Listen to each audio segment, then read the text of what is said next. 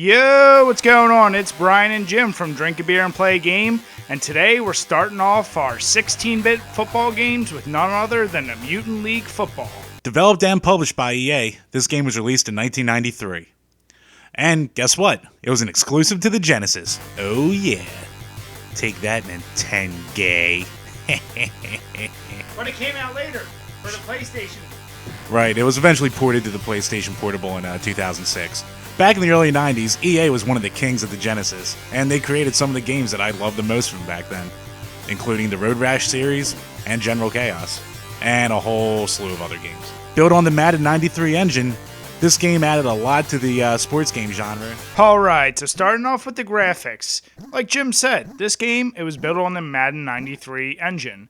But obviously they added their own flair. So not only are there 19 different teams, but there's 5 races between those 19 teams. And that includes superhumans, aliens, skeletons, robots, and even trolls. So you are going to see some variety between all these different teams. Also, there's 20 different stadiums. And of course we have to mention our favorite, the Winky Stink Park. We just get a kick out of that name every single time. But anyway, look at these graphics. There's plenty of colors, there's tons of variety, and we love the little avatars for the coaches that make the little animations in between plays. There's nothing offensive here. The only reason we didn't give it a perfect 10 is really because the way the plays are set up when you have to throw to one of your players, it can be a little confusing and you really don't know the position on the field. You're kind of taking a guess. Otherwise, we were fine with it. As you see here, we gave it 8s, and as far as beers, I'm just going to add 1, because it's just going to enhance your playing. Alright, the sound. Let's start with the music. And like I said, if you've played any other EA game at the time, this is going to sound really familiar to you. Upbeat music, hard rock kind of sound, lots of bass behind it. Now, in the game, it's about typical football sounds, and instead of the more human grunts that you'll get from, say, Madden 93, you get more aggressive, more distorted kind of sound effects here. Also, the coaches in the games will start to talk to you during the course of play selection. It isn't, exactly voice acted. It's noises. That's actually one of the downsides. While it's cool they have it, the sounds themselves can be a little grating and get a little annoying after a while. It doesn't take away from the game that much, though. There's not much to complain about at all during the course of the game. We liked it a lot, and we gave it 8s. What the hell. One more beer because it'll just make you enjoy the music even more. So at this point, almost every Genesis game had a basic formula for your football games. Kind of like modern day shooters all follow the same example after Call of Duty and Halo came out. This game, we can't fault it for anything. Everything is just as responsive as you need to be. And going back to the way you pick the plays, sometimes it can be a little confusing, and the lag on the plays themselves can be a little bit of a pain in the ass. But other than that, we really had no problems with it.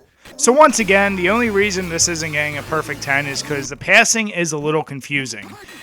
Sometimes you'll throw to a guy, and it seems a little stiff trying to get that receiver to that perfect spot where you're throwing.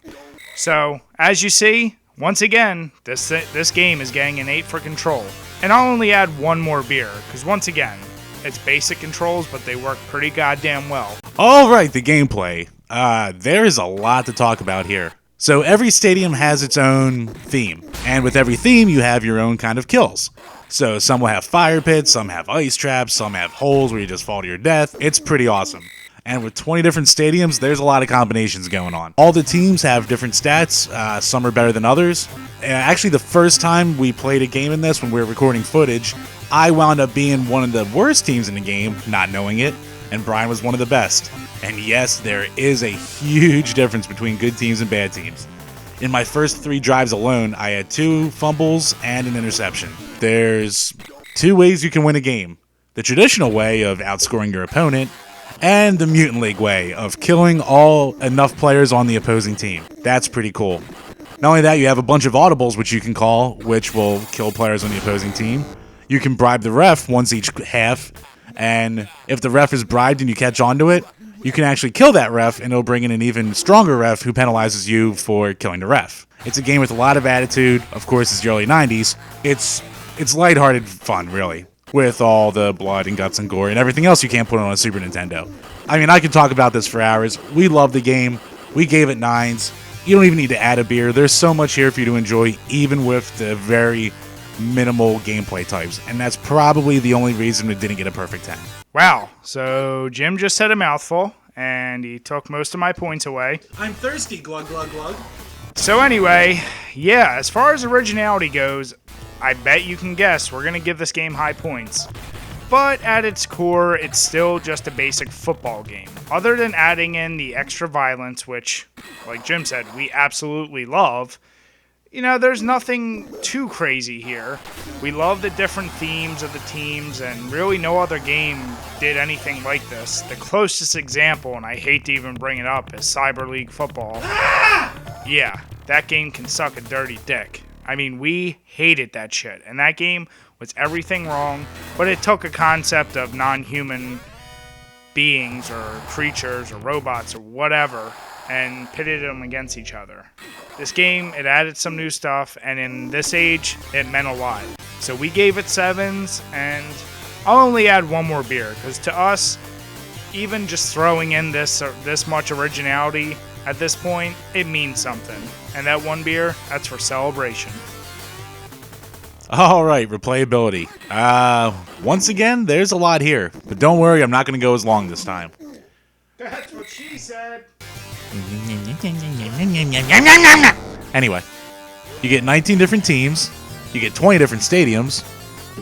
That gives you a lot of combinations right there. All the teams are unique. You get 5 different races, and besides that, you can switch up the game at any time because of, you know, bribing the ref or just random shit or killing other players or audibles. So there's a lot here that can change the gameplay. We gave it an 8. It's really, really good. There's a lot here to like, and you can have fun for hours playing this. Let's add one more beer because, I don't know. So overall, Jim and I obviously love the shit out of this game. Not since Tecmo Bowl did we have so much fun playing one of these old school football games. Now clearly we tend to prefer some of the more arcadey style games, and if you're a hardcore football fan and you crave strategy, don't worry, this game is still right up your alley.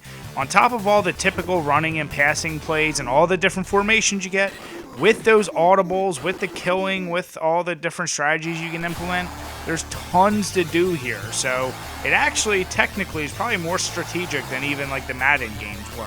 Other than that, the only thing me and Jim kind of forgot to mention is this game was so popular, it spawned its own TV show. Now we know in the 90s, anything that was slightly popular got a Saturday morning TV show, but still, that's kind of impressive for a game that's based on football. There's plenty of audibles and plays we didn't cover in this review because there's just so much.